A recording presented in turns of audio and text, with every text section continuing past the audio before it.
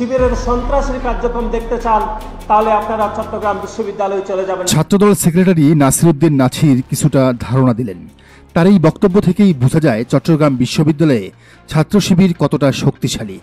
নাসির টের পেয়েছেন ওখানে অস্ত্র গোলাবারুদ নিয়ে ঢুকলেও শিবিরের শক্তির কাছে তাদের হার মানতেই হবে। ছাত্রদল এখানে ছাত্র শিবিরের কাছে নস্যি, দুধের শিশু। শুধু ছাত্রদল নয়, 2009 সালে ক্ষমতায় আসার পর 16 বছরেও শিবিরকে নির্মূল করতে পারেনি ছাত্রলীগ। আওয়ামী লীগের মহিউদ্দিন, নওফেল আর মেয়র নাসির সবাই মিলে শতচেষ্টার পরও চট্টগ্রাম বিশ্ববিদ্যালয় শিবির মুক্ত হয়নি। জুলাই আন্দোলনে তার প্রমাণও পেয়েছেন শেখ হাসিনা। চট্টগ্রামকে স্বাধীন করার ক্ষেত্রে এই ক্যাম্পাসের ভূমিকা সবারই জানা, আর সেখানে নেতৃত্ব কারা দিয়েছেন সেটিও এখন অজানা নয়। 5 আগস্টের পর শিবিরের এক শোডাউনে তারা বুঝিয়েছে এই ক্যাম্পাসে তাদের শক্তি কতটা। নাসির তার বক্তব্যে শুধু চট্টগ্রাম বিশ্ববিদ্যালয় নয়, আরও 3টি ক্যাম্পাসের কথা বলেছেন। এর মধ্যে একটি হলো চট্টগ্রাম কলেজ।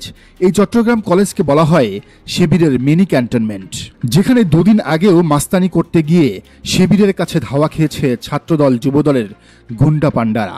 শিবিরের প্রতিরোধের মুখে পালিয়ে যেতে বাধ্য হয়েছে তারা। ছাত্র শিবির এখানে এতটাই শক্তিশালী যে পুরো আওয়ামী লীগ সরকারের আমলে তাদের সবচেয়ে বড় দুশ্চিন্তার কারণ হয়ে দাঁড়িয়েছিল চট্টগ্রাম কলেজ ছাত্র শিবির। চট্টগ্রামের মহসিন কলেজও শিবিরের ঘাঁটি হিসেবেই পরিচিত। তবে চট্টগ্রামের বাইরে আরেকটি বিশ্ববিদ্যালয়কে শিবিরের দুর্গ বলা হয়। ধারণা করতে পেরেছেন? হ্যাঁ, রাজশাহী বিশ্ববিদ্যালয়। এই রাজশাহী বিশ্ববিদ্যালয়ে ছাত্রলীগ, ছাত্রদল, বাম ছাত্র সংগঠন সবাই মিলে শতচেষ্টা করেও শিবিরের আধিপত্য কমাতে পারেনি। রাজশাহী বিশ্ববিদ্যালয়কে বলা হয় শিবির নেতা তৈরির ফ্যাক্টরি, কারণ এখান থেকেই আজ জাতীয় নেতা হয়েছেন শফিকুল ইসলাম মাসুদ, রফিকুল ইসলাম খান, নুরুল ইসলাম বুলবুল, দেলোয়ার হোসেনরা। এই ক্যাম্পাসের অলি গলি, গাছপালা, মাটিও যেন ছাত্র শিবিরের। এখানে শিবিরের শহীদের সংখ্যাও অসংখ্য। সবশেষ এই ক্যাম্পাসে 2010 সালে ছাত্র শিবিরের রাজশাহী বিশ্ববিদ্যালয় শাখার সভাপতি নোমানীকে শহীদ করেছিল ছাত্রলীগ।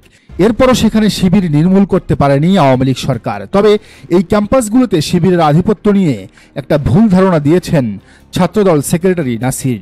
তার মতে শিবির কতটা ভয়ঙ্কর তা জানতে হলে নাকি এই 4টি ক্যাম্পাসে যেতে হবে। কিন্তু শিবির কি আসলে এসব ক্যাম্পাসে ভয়ঙ্কর? আচ্ছা, যদি তাই হয় তাহলে এসব ক্যাম্পাসে শিবিরের 2 গ্রুপের সংঘর্ষ নেই কেন?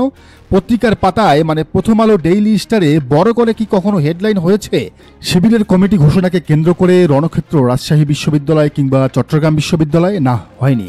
শিবিরের চাঁদাবাজি, নিয়োগ বাণিজ্য, শিক্ষক লাঞ্ছিত করার ঘটনাও কখনো সামনে আসেনি। শিক্ষার্থীরাও কখনো অভিযোগ তোলেননি যে শিবিরের দ্বারা তারা নির্যাতিত, নিপীড়িত। তাহলে ছাত্রদল, ছাত্রলীগের ওই অভিযোগ কি ধোপে টেকে যে শিবির এসব ক্যাম্পাসে ভয়ঙ্কর? শিবিরের আসল চেহারা দেখতে হলে এসব ক্যাম্পাসে নাকি যেতে হবে। তো সেই চেহারা তো কুৎসিত নয়, বরং সুন্দর। দর্শক, আপনারও কি তাই মনে হয়? জানান কমেন্টের ঘরে। আর এই চ্যানেলে নতুন হলে অবশ্যই সাবস্ক্রাইব করে বেল আইকনটি বাজিয়ে রাখুন।